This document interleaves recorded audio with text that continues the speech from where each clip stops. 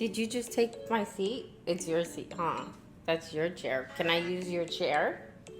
Can I? I'm gonna make a video for the nice people. Jacob, can I sit there?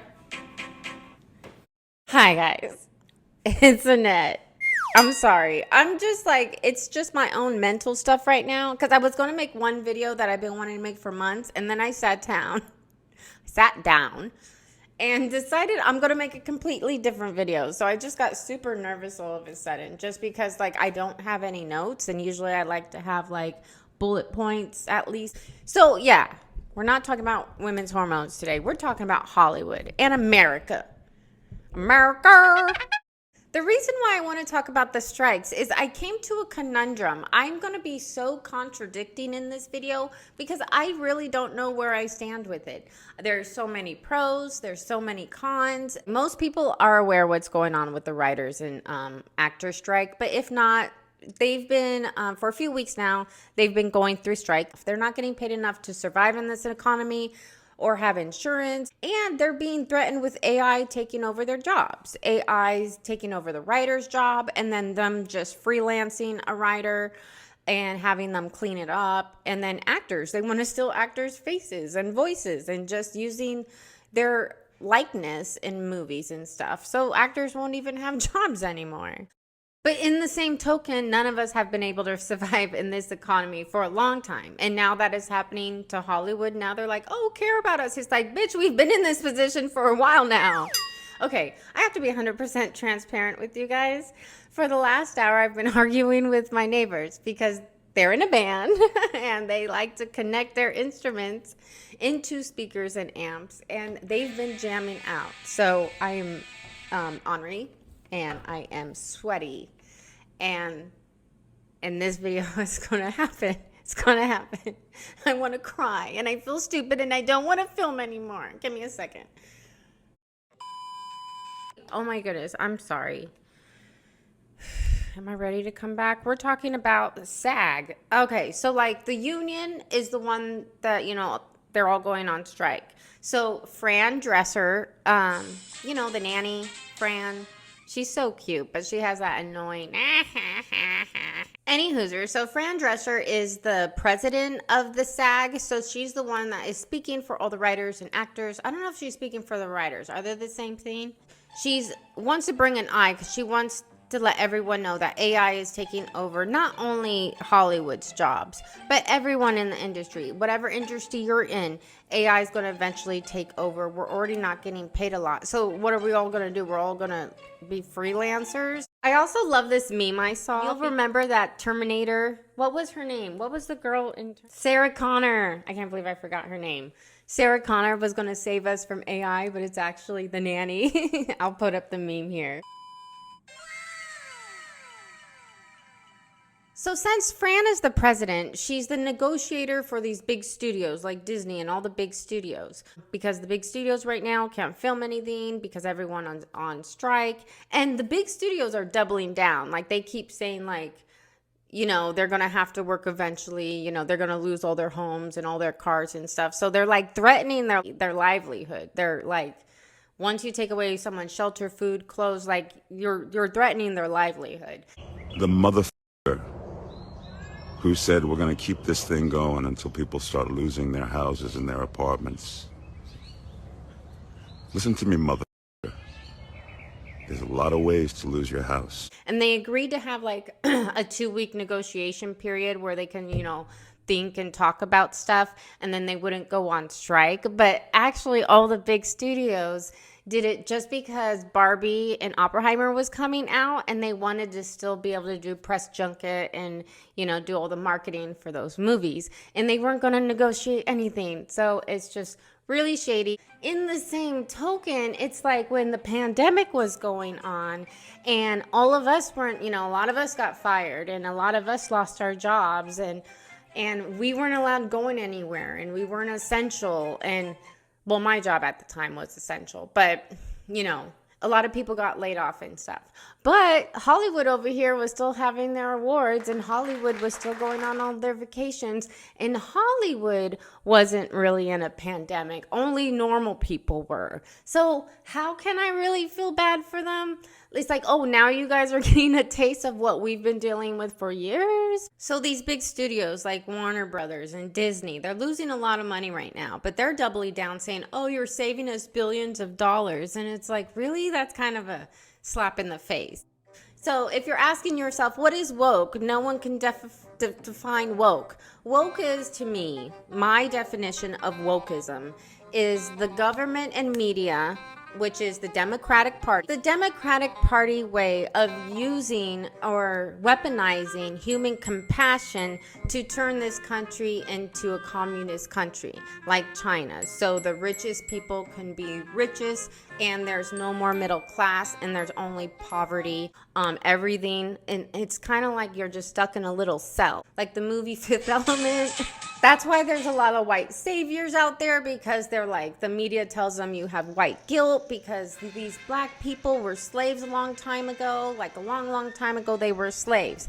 But they don't also tell in the history book that every race was slaves. And back in the day when all that slavery was going on, there was 15 million slaves. And now with modern slavery, there is 50 million slaves with the open borders and sex trafficking. We're actually all slaves because so back in the day when they had slavery, yes, it was bad, but people were property. And if you had time, then you became property. Well, when they did away with slavery, the U.S. was going to be bankrupt. They were in a huge debt. They didn't know what to do. So the United States then became a corporation in the 70s. And when that happened, everyone got the Social Security number. So you can have a Social Security number. So now you can pay taxes to their debt. So they gave us money to play with so we can work for the man. We could be the slave to the man. Work for them so he could give us money, which the dollar bill is a debt. Told us to go buy stuff and like, here, go play Monopoly so you can have a debt to pay a debt. So we are still property to United States, all of us. We are part of the machine of the corporation because we got a number and we were born here. By the way, you can't pay a debt to a debt. You know that. That's why I said debt. You can't pay a debt. Like, let's say you were late on your car payment, your car note. You can't use a credit card to pay a debt because the credit card's a debt. Well, you can, but it's not smart because you can't pay a debt with a debt. Not like there's anything wrong with being Democrat. I used to be a Democrat when I was younger. I think a lot of people were Democrats when they were younger and then they switched up. Well, also back in the day, it was different what it meant to be like a Democrat. It was like the old school hippie. You didn't want the government to be in your business. You didn't want to do what the government told you to do. You weren't into war. I have a problem with authority. That got a little weird. I just want the government to get out of entertainment. I want this woke era to stop. I also want the dark era to stop. I love filming. I've been in photography since high school. I worked in a photo lab for 5 years when they still had film. I love photography. And during the pandemic, they had this trend where all the filmography and all the photos were really, really dark, and they added a lot of blue. And if you know anything in photo is to make a picture look happier and richer, you're going to take away blue and maybe warm it up. So we're going to take out the cool tones. We're going to add warm tones. If you want someone to feel sad, you're going to add cool tones if you want it to be a sad or scary scene. Ever since COVID and the pandemic, even Disney and kids movies were these dark, and I'm sorry, I'm going blind. I got bifocals. I'm 42 or 43. I think I'm 43. I can't see very well. I've worn glasses my whole life. So with these dark movies, I can't see shit. I can't see anything. You know when you play a video game and it's going to be like a scary video game, so they want you to like tell me, you have to play with the contrast at the beginning of the game, and they'll show you an image and go like, okay, make it as bright as you can to where you could barely see it. So the jump scenes, are whatever. I have to put that stuff on the brightest contrast because I can't see when something's really dark. And then they add all this blue to it to make it gloomy and sad. We don't want to be sad anymore after the pandemic. We want to get out of it. That's why everyone was so excited with the Barbie movie and Super Mario Brothers. It's me. I'm just so tired with the PC culture because back in the day, back in the 50s or whatever, you weren't allowed to talk about anything politically correct. You weren't allowed to talk about religion and all this stuff in politics because it makes people argue and divide. And you don't want people to argue and divide because you guys have more things in common than don't. But now it's popular too. I'm just done with the era. Like, it killed comedy. It killed satire. I think we're all a little on the spectrum now because of technology. So we can't pick up social cues. So when someone does make a joke, people take offense to it instead of laughing at it. And it's like, I'm Mexican. Mexicans love jokes about Mexicans. We love, like, all the memes Mexican follow are just memes about making fun of us. Same with Asian people. Same with my Black friends. Everyone I know have good sense of humor. And like, we like stereotypes and jokes about ourselves because it makes us, because we're like, so true. So true. Like, it's funny. Ha ha. We're all different and we're all alike. Okay, let's get back on track. We are talking about the end of Hollywood and the Hollywood strike. With the Hollywood strike, I forgot if it was a director. I'm sorry. There was like a director or an actor that was out striking and picketing. And he was explaining with Disney and stuff. Back in the days, I don't know if it was like the 30s or... No. It was 1980. In 1980, the CEO of Disney made 30 times more than the lowest paying person that worked on the staff. So like the person getting the coffee or the janitor or like, I don't know, like the lowest paying person and then the highest paying person, the CEO. The CEO made 30 times as more. Well, nowadays, in the world we live in, where we keep giving power to, you know, the rich man and the government, and we keep listening to them, now they make 400 times more, the CEO.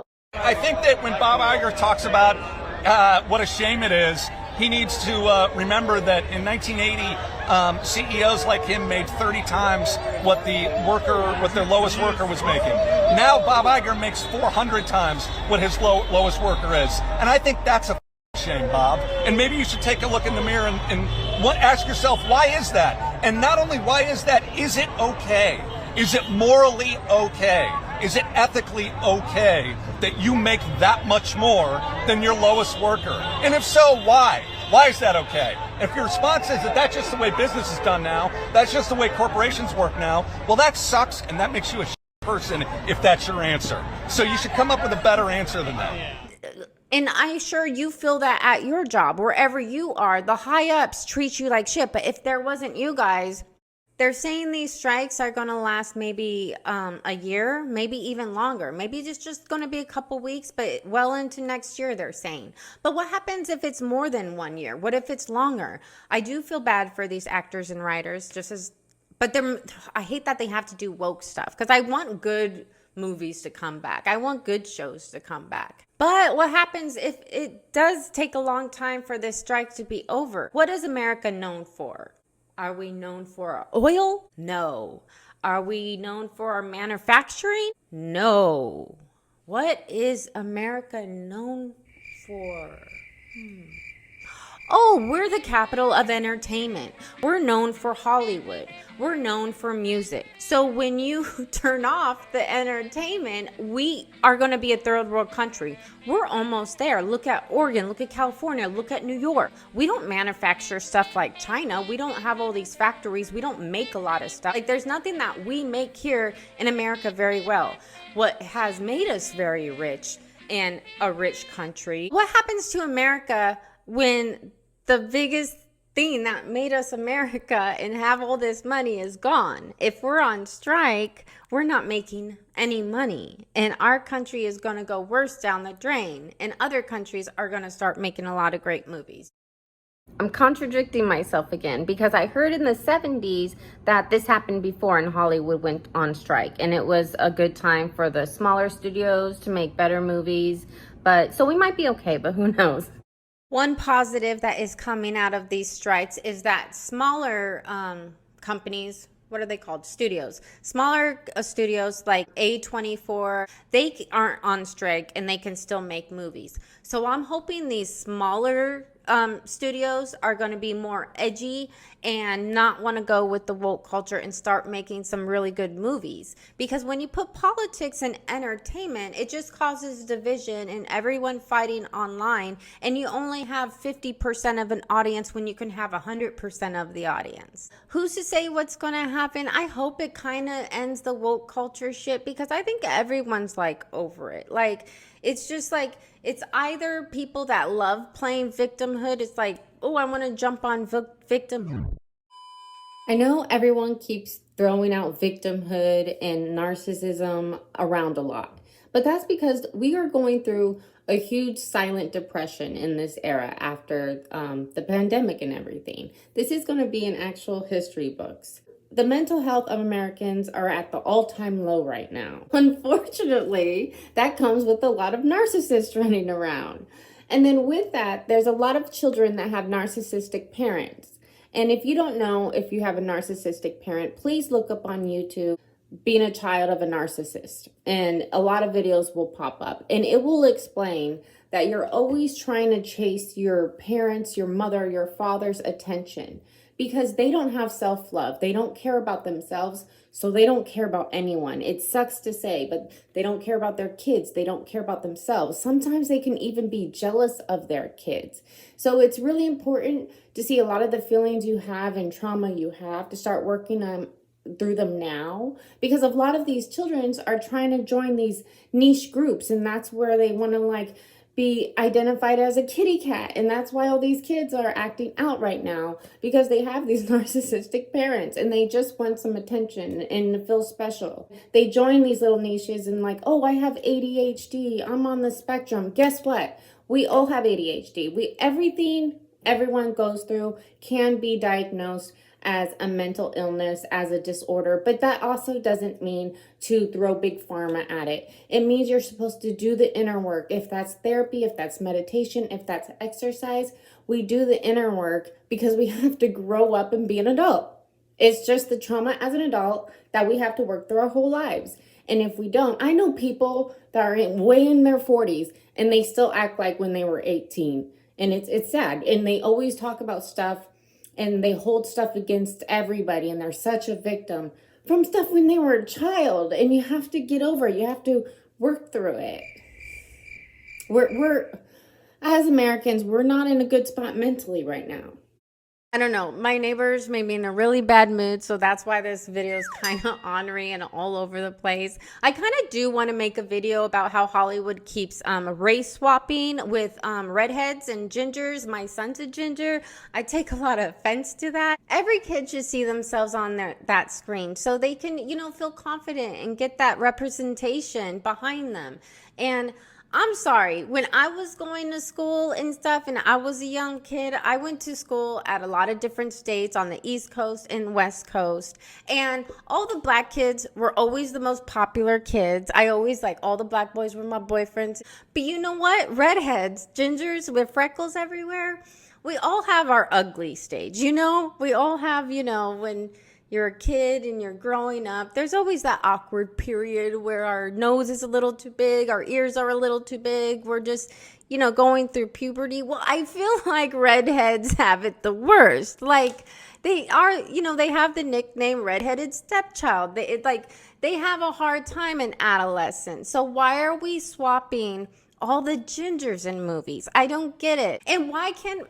I know it's lazy writing and you don't want to write a new story or make a new character with these IPs, but there's stories that are out there that haven't been made yet, or you can just write a new one with a freaking black main character, with an Latino character, with an Asian character. When you race swap it, it just comes off so patronizing to people who are ethnic. It comes off very patronizing. And it's like, I don't want to be Snow White. I want to be a character that looks like me. We know what Snow White looks like. It's in the book. Another thing these actors are worried about is the streaming services. Technology is moving and booming, and they don't get that revenue they used to get when like cable's going out. Boomers are going to, you know, kick the bucket soon. No one's going to have cable. But with like reruns and stuff, you get residuals. Like everyone on Friends, since Friends was always playing repeats and blah, blah, blah on whatever, they would get millions of dollars. I think it was like $2 million. I don't remember. They would get millions of dollars for doing nothing just because it's being played on cable. Well, streaming service doesn't have that kind of anything in place where these actors are getting pennies on the dollar. Like I heard that there was this one character that we've all seen on Orange is the New Black, and she literally made under $1 in a year. On Netflix, that she had one of the biggest shows. Cable, they had something in place for these actors to get money. But for people like Rachel, what's her name? Rachel Zegler. She's all pissed off because she is picketing and she's doing, you know, some of the strike, and she's all, if I have to wear this stupid dress for 18 hours, I better get paid for every hour it's streamed. Girl, you're 22. Streaming has been going on for a while. So you're not old. You were never on cable. So you know what you were getting into, and you were already paid $1.5 million for Snow White. This is for the actors that are getting $30K a year, $20K a year. Thanks a lot, Rachel. Thanks a lot. But the real reason why she's pissed is I heard through the grapevine, this is a rumor, but Snow White might go directly to streaming. So that's why she's pissed. But like, if you're already young, you should know that you're not going to get any residuals with streaming. Like it's not set up yet. What are you bitching at? You're bitching about something that happened a long time ago you weren't a part of? Yeah. Weird.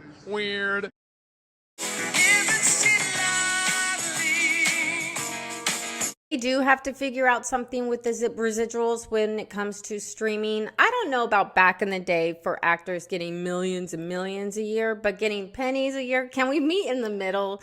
I'm mixed, so like I hate all this race stuff. Snow White isn't supposed to be Latino. Like I love dressing up. I used to do cosplay, but I would never be Snow White because I have olive skin. Just a lot of wokeness, like body positivity, which in theory, body positivity is great. I love women that have body positivity and they love their curves and they dress with their curves and you could tell they have confidence. But it's like they want body positivity to be used for mean people that are obviously narcissistic and have obesity and have heart problems. The ones that are having all the negative side effects to obesity want you to appreciate them. And it's like, that's not what it's about. You're supposed to appreciate your body. It's not for everyone else to like bow down to you. It's like, I love that Lizzo's finally getting canceled because everyone's like, oh, we thought she was all nice. It's like, really? You thought Lizzo was nice? Oh my goodness. One of the, like, narcissists and obesity go hand in hand. They don't feel good about themselves. They are very jealous of everyone else. They don't care about you because they don't care about themselves. So nothing matters when you're a narcissist. And when you let go of your health like that, it is horrible for your mental health. It is bad. It's heart disease. Heart disease is the #1 killer in America. We are like the 12th country in America, or not in America, in the world with the highest obesity, and there's a lot of countries out there. That is horrible. And we used to be able to preach this and tell this, you know, like in September, it's Obesity Awareness Month for children, but we're not allowed to talk about that anymore because it hurts people's feelings. Well, guess what? Health and mental health, it triggers. That's why it's called mental health. You have to work on these triggers. If it's a sensitive subject for you, that means you have to work on it. It's called mental health. I remember a couple months back, I was talking about body positivity and obesity on my Instagram, and I only use my Instagram for like, I don't know, I follow like, it's kind of a personal one. I'm on private. It's not like I have it linked to my YouTube, like, hey, come follow me on Instagram. It's not like that. I was talking into comparison of mental health because it was Mental Health Awareness Month. So I was talking about obesity. Well, someone that was following me, I do tarot on here. I'm probably going to get out of the tarot community because I don't like this side of tarot. They got super upset. It wasn't portrayed to them. It wasn't for them. It was just obesity in general. This person got so mad at me. They unfollowed me and then made a video saying you're not allowed to talk about anyone's weight. And then she like took off her shirt and did the truffle shuffle and it's like, you can't talk about anyone's body. But like some weird stuff. And I was like, dude, this what, like someone got triggered. And the craziest part is she says she's a Palladian starseed. And I've never met a Palladian before. But what I know about Palladians is they usually don't have any triggers and they're usually really slender and tall. I don't know, this Palladian went off and she was really upset. But she also had her pronouns on her Instagram, she, her, just in case you didn't know that she was a she, her. Like, it's the woke culture that makes you put down she, her when everyone knows Karen. We know. I love that one joke that says, oh, all these women call Lizzo, oh, you're such a beautiful queen. But if you call someone Lizzo, they get offended. It's like, yes, we can't, truth is not lying. Comedy is lost with this PC culture. So when it comes to the strike, there's pros and cons. Like, I think Hollywood kind of deserves it with all the stupid pandering they've been doing for the last 3 years to us. And now they know what we feel like, and it's like, haha, and maybe they'll stop making crap. But on the other end, what's going to happen to America? As soon as I took off my makeup from filming, I remembered something I wanted to add. Okay, so I hope also with movies in the woke era being over and stuff, I want them to stop making the girl boss movies. And like everyone wants to be a girl boss and it's not about love and it's not about just being a nice person. It's about you have to be a leader and a girl boss. I'm sorry, but that's not relatable for every woman. I'm not a girl boss. Like, at any job I ever had, anytime I was asked to move up as manager, I was like, no, I don't want to be a manager. I am not a leader. I don't like to babysit. I like to take care of myself. Like, and a lot of women are like that. Women are different than men, so stop writing them like men. Girls don't want to be girl bosses. Like, I don't want to be a boss. Imagine being a boss.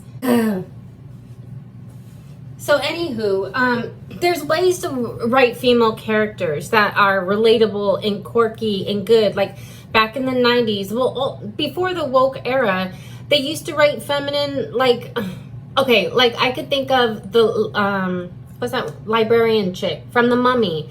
She was quirky, but she didn't have strengths and everything. She had book smarts, but she was quirky and goofy and everything else. Or like the movie Spaceballs, and the princess was very bitchy and entitled, but you still loved her, and at the end she was more rough around the edges and calmed down and wasn't so uptight. Like, right, women, how we are. Women aren't like men. We're emotional, we're quirky, we are nurturers, we are creative creatures. We're so much more than I'm smart and tough and boring and I'm not funny and I don't want a man, which I do say I don't want a man a lot, but it's just because like men nowadays are creepy. Men are creepy. Like if men knew how to like pick up a girl. But yeah, I would love a strong cowboy. Give me a strong cowboy that could like build me a chicken coop and I can watch him sweat. Any hoosers. I hope they get rid of the whole women boss thing because they're very two-dimensional, they're very boring, and girls they're funny, they're fun, they're quirky, we're weird. Look at us, we're weird, we're all over the place. Yeah, let me know. I want to maybe make one about the race swapping with gingers. I don't know why they're doing it to redheads. I feel so bad about redheads. Or, you know, I want to talk about Lizzo, the whole body positivity movement and obesity, mental health. Let me know what you guys want to hear. And yeah, I think that's all. If you like this one, don't forget to give it a big thumbs up. Subscribe if you're not already, and I'll see you in the next one. Boy, boy, boy, boy, boy, boy, boy, boy.